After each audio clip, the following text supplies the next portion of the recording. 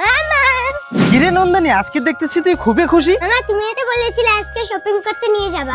হ্যাঁ যাবো রে। দাঁড়াও, মামা আসলো কিনা তাতেই শুরু হয়ে গেল। আরে একটাই তো আমার ভাগ্নি। দরকার নেই বাচ্চাদের নিয়ে যাওয়ার। ঠিক আছে রে মা, আমি নিয়ে আসবো। চল রে বোন, আমরা খেলতে যাই।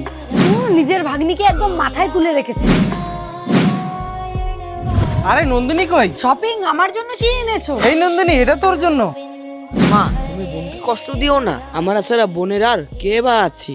দরদ একদম উতলে পড়ছে, যখন বাড়িটা দখল করবে তখন বুঝতে পারবি। কয়েকদিন পর।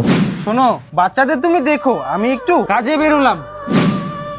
মামি আমাকে এক গ্লাস জল দাও। হ্যাঁ দিচ্ছি, এটাই তো সুযোগ। এই জলটা খাইয়ে জ্বালাটাকে। মা আমার জন্য এক গ্লাস জল নিয়ে আসো। হ্যাঁ। আরে বোন, জলটা আমাকে দে। আরে কি হলো মামি? কাজ মনে হয় হয়ে গেছে। বাবু বাবু তোমার কি হলো? মা বোনকে কিছু করো না, বোনকে আমি খুবই ভালোবাসি।